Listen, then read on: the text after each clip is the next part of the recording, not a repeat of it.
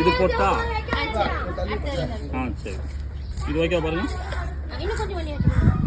இது இரு, அவரா கொடுப்பாரு, அது தெரியும். அதாவது